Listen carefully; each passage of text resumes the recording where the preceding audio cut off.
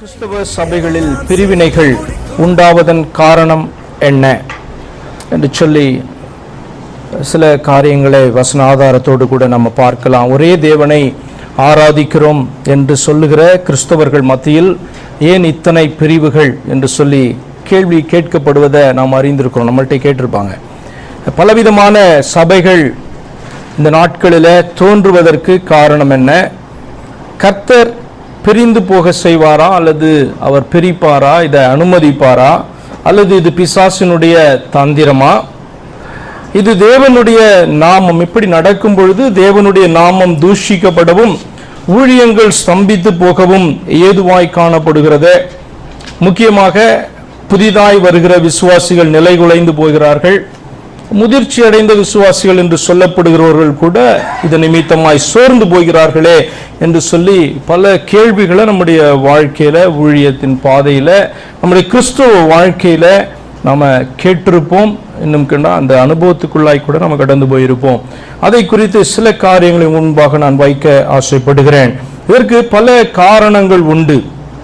அதுல சில காரணங்களை நான் லிஸ்ட் பண்றேன். இதுல பிசாசானவன் பயன்படுத்துகிறதான காரணங்களும் உண்டு. விசுவாசிகளுக்குள் காணப்படுகிற ஏற்ற தாழ்வுகள், பொறாமைகள், மேன்மை பாராட்டல்கள் இவைகள் உண்டாகும் பொழுது அது சபை பிரிவதற்கு அது ஏதுவாய் காணப்படுது. இது சபைக்காய் நான் இதை எடுத்தாலும் நீங்கள் உங்களுடைய குடும்ப வாழ்க்கை, உங்களுடைய சிநேகிதர்கள், உங்களுடைய உறவுகள் எல்லாவற்றுக்கும் நீங்கள் இதை எடுத்துக்கொள்ளலாம். ஏன்னு சொன்னால் ஒரு குடும்பத்தை கூட ஆண்டவர் ஒரு சபையை, குட்டி சபையாக தான் அதை பார்க்கிறார். நீங்கள் சகோதரர்களாக ஒரு இடத்துல கூடுறீங்கன்னா ஆண்டவர் அதை சபையாய் பார்க்கிறார். அப்போ எல்லாவற்றுக்கும் நீங்கள் இதை அதில் பிரிவினைகளை எப்படி பிசாசு கொண்டு வருவான், அதில் சில நேரத்தில் எப்படி இந்த காரியம் நடக்கிறது என்று சொல்லி உணர்ந்து கொள்ள வேண்டும். மேய்ப்பர்கள், சபை நடத்துகிறவர்கள், ஊழியர்கள், சபையிலே காணப்படுகிற மற்ற ஊழியர்கள், விசுவாசிகள் கர்த்தரை முன்னிறுத்தாதபடி, வேத வார்த்தைகளுக்கு முக்கியத்துவம் கொடுக்காதபடி, தங்கள் சொந்த கருத்துகளுக்கும் விருப்பு வெறுப்புகளுக்கும் அதிக முக்கியத்துவம் கொடுக்க தொடங்கும் பொழுது பார்த்தீங்கன்னா பிரிவினைகள் உண்டாகும். அர்த்தம் என்னன்னா, நம்ம ஒவ்வொருவருக்கும் சுய விருப்பு வெறுப்பு, ப்ரெஃபரன்ஸ் இருக்கும். இந்த காரியம் இப்படி நடக்க வேண்டும் என்று சொல்லி நமக்கு விருப்பு காணப்படும். ஊழியர்களுக்கும் அப்படி காணப்படலாம். ஆனால் அதே நேரத்தில் கர்த்தருடைய வார்த்தையை முன்னிறுத்தி இந்த காரியத்தை நீங்கள் நோக்கி பார்ப்போம் என்று சொன்னால், அல்லது அவர்கள் நோக்கி பார்ப்பான்னு சொன்னால், நம்ம சுய வெறுப்புகளை நம்ம என்ன பண்ண முடியும்?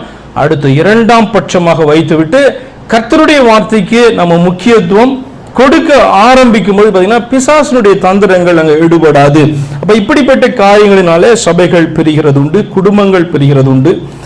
ஊழியர்கள் தங்கள் ஊழியத்தில் தங்களுக்கு சுய லாபம் என்ன என்று கணக்கிட ஆரம்பிக்கும் பொழுது அந்த ஊழியம் பார்த்தீங்க அப்படின்னு சொன்னால் தடைபடும், அல்லது பிரியும், அல்லது அது பிசாசினுடைய இன்ஃப்ளூயன்ஸுக்கு போகும். அதனுடைய அர்த்தம் என்னன்னு சொன்னால், ஆண்டவருக்காக நான் தியாகம் செய்து ஓடுகிறேன், ஆண்டவருக்காய் ஊழியம் பண்ணுகிறேன், இதில் எனக்கு என்ன லாபம்? ஏன்னா என்னுடைய நேரத்தை நான் செலவழிக்கிறேன், என்னுடைய பலத்தை நான் செலவழிக்கிறேன். கொஞ்ச நாட்கள் ஆன பிறகு இதனால எனக்கு என்ன லாபம் என்று சொல்லி யோசித்து இந்த லாபத்தை கணக்கிட தொடங்கும் பொழுது பார்த்தீங்க அப்படின்னு சொன்னால் அங்கே பிரச்சனை ஆரம்பமாகும் என்று சொல்லி உணர்ந்து கொள்ள வேண்டும்.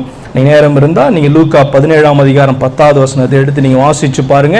கர்த்தர் ஒரு ஓமையோடு கூட ஒரு வார்த்தையை பேசுவார். எப்படி அப்படின்னு சொன்னால், நாங்கள் ஊழியங்களை நீங்கள் செய்து கொண்டிருக்கும் பொழுது, செய்து முடித்த பிறகோ நீங்கள் எப்படி தான் நினைக்கணும்னா, நான் அப்பிரயோஜனமான ஊழியக்காரன், வேலைக்காரன், என்னுடைய கடமையை நான் செய்தேன் என்று சொல்லி அவன் என்ன பண்ணணும்? எந்த ஊழியத்தை செய்கிறவனாக இருந்தாலும் அப்படி ஒரு எண்ணம், ஒரு ஆட்டிடியூட் அவனுக்குள்ள வரும் என்று சொன்னால் அது ஆண்டவர் விரும்புகிற காரியம். அவன் தன்னுடைய லாபத்தை என்ன பண்ண மாட்டான், அந்த இடத்துல கணக்கு போட மாட்டான்.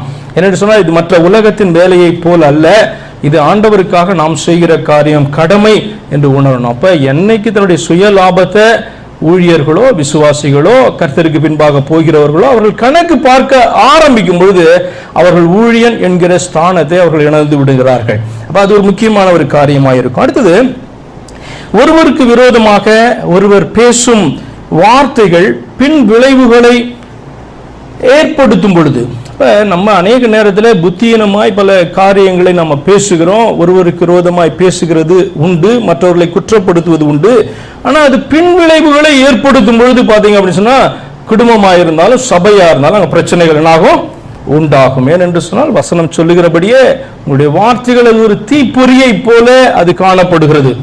பாட்டில் என்ன பண்ணுவோம், அப்படி கொளுத்தி போட்டுட்டு என்ன பண்ணலாம், போய்கொண்டே இருக்கலாம். ஒருத்தவங்களை பிடிக்கல அப்படின்னு சொன்னா, ஒரு சகோதரனை பிடிக்கல அப்படின்னு சொன்னா அவன் இப்படி அவன் அப்படி என்று சொல்லி என்ன பண்ணலாம் சொல்லிடலாம். ஒரு சகோதரியை பிடிக்கலன்னா ஆள் சரியில்லை என்று சொல்லி என்ன பண்ணலாம் சொல்லிட்டு போயிட்டே இருக்கலாம். இது பின்னாடி அப்படி கொளுத்தி போடுறதான காரியம். சில நேரத்தில் என்ன ஆகும், அது அமைந்து விடும். நெருப்பு போலதான், ஒரு பொரியை தூக்கி போடும்பொழுது சில நேரத்தில் என்ன ஆகும், அமிழ்ந்து விடும். அது பெரிய இதாகாது. ஆனா சில நேரங்களில் அது பற்றி எரிய ஆரம்பிக்கும் பொழுது அதை என்ன பண்ண முடியாது உங்களால, அதுக்குள்ள அது மிகப்பெரிய சேதத்தை செய்துவிடும்.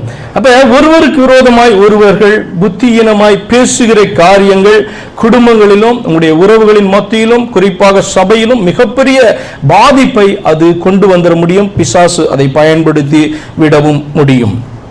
ஒருவரை ஒருவர் மன்னிக்க முடியாத தன்மைகள் நீடிக்கும் பொழுது, ஆண்டவர் இந்த மன்னிப்பு என்கிறதான வார்த்தையை வைத்திருக்கிறதுனுடைய முக்கியமான காரணமே அதுதான். நாமெல்லாம் விழுந்து போனவர்கள் என்று சொல்லி அவருக்கு தெரியும்.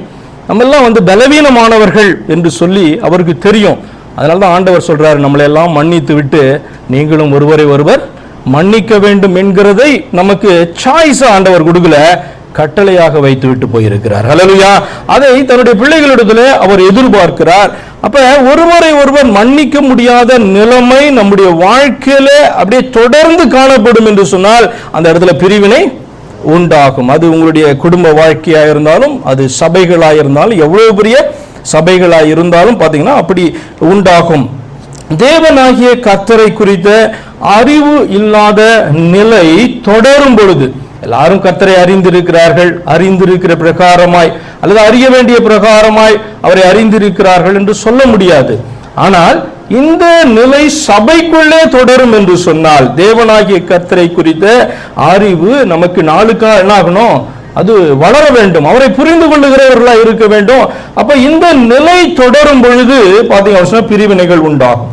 அடுத்தது, சபைக்கு தலைவர் யார் என்று அறியாத சூழ்நிலை நிலவும் பொழுது, ஒரு தெளிவே இல்லை சபைக்கு தலைவர் யார், கிறிஸ்து சபைக்கு தலையா இருக்கிறார் என்கிற சத்தியத்தை ஒரு சபை அறியாது இருக்கும் பொழுது பாத்தீங்கன்னா நிச்சயமா அந்த இடத்துல குழப்பம் உண்டாகும். ஒரு குடும்பத்துக்கு தலைவன் யார் என்று சொல்லி அந்த குடும்பம் என்ன பண்ணும், 4 பேர் குடும்பத்தை என்ன பண்ண முடியாது, தலைவராக இருந்து நடத்த முடியாது.